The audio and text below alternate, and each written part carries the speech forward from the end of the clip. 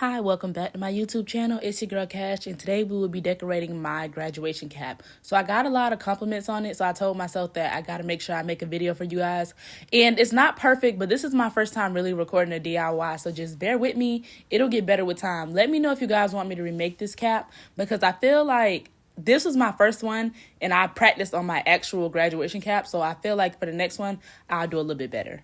So first up, go ahead and trace out your graduation cap so you can see exactly how much glitter paper you will need. And don't worry, you're not going to be doing anything on your cap. Honestly, that was the best part about using this paper. If you mess up, that's okay, because you could always just start over on a different sheet of paper instead of, kind of ruining your cap.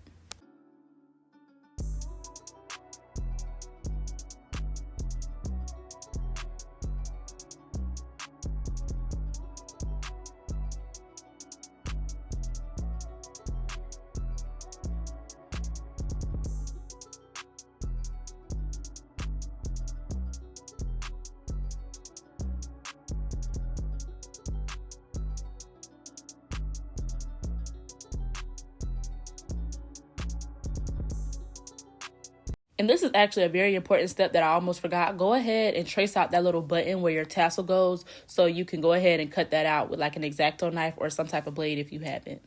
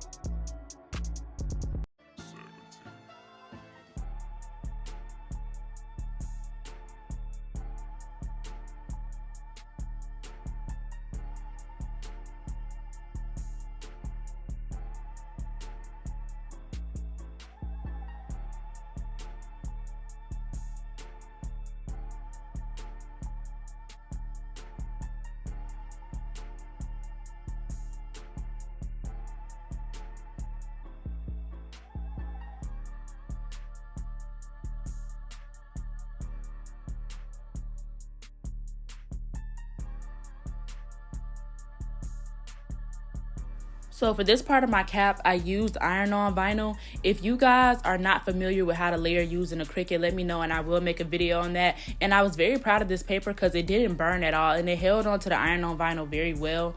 If you're curious to what type of paper this was, don't worry. I will have all of the items I used listed down in the description, and make sure you comment if you have any more questions.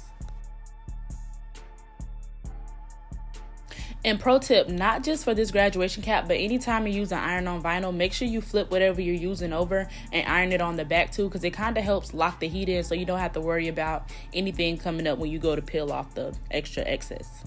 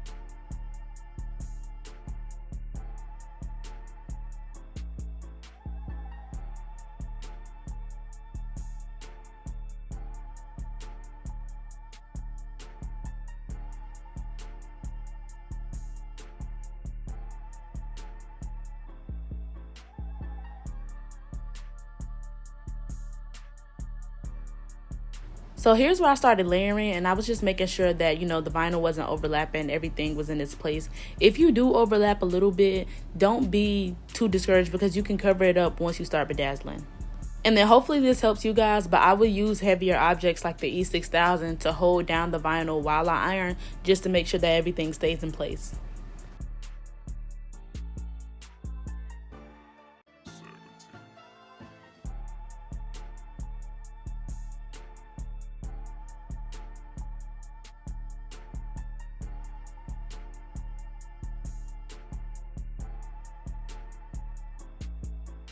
Also, don't forget to go back in and flip your paper over and cut out any excess vinyl that might be on top of your hole. And I'm gonna include a clip of how I put iron-on vinyl on top of my button. It wasn't perfect, but it got the job done. And it's okay because I bedazzled it. And y'all already know rhinestones cover up everything.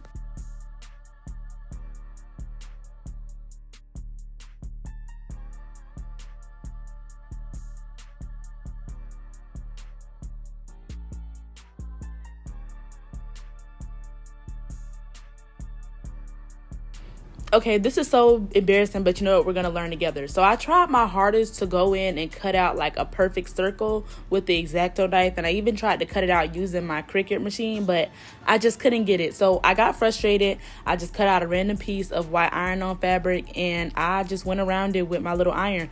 And surprisingly, it worked. But I would just say when you're doing this step, keep in mind that you still have to be able to fit your tassel under the button. So don't have too much vinyl in the way, if that makes sense.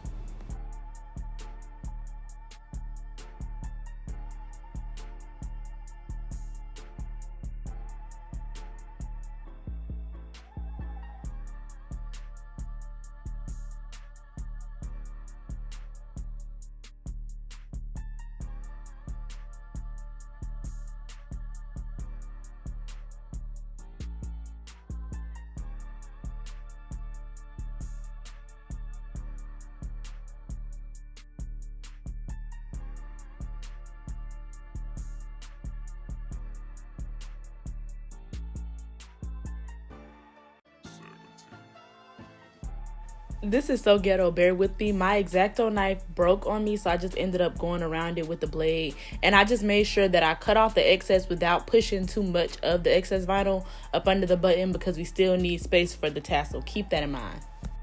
So right now I'm just going over it, making sure that everything is fitting on top of my cap properly. But very important tip, this will be a good time to go in and label like where you want your kitty to be facing, because I didn't and my kitty ended up being upside down. I'll include a picture so you guys can see what I mean. But this will be a good time for you to go in and write T at the top and B at the bottom. Please remember to do that.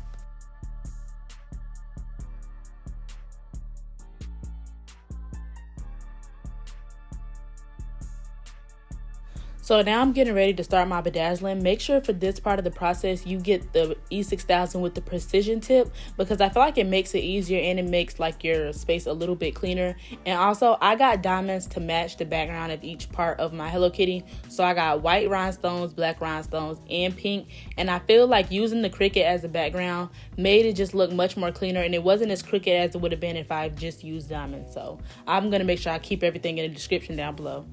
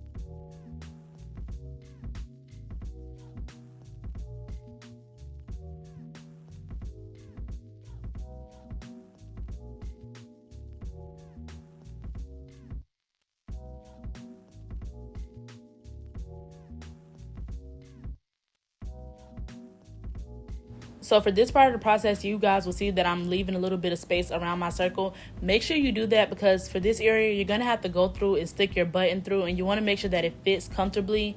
And also, you want to make sure that you bedazzle your button too. For some reason, my camera deleted the clip of me doing it, which is very upsetting.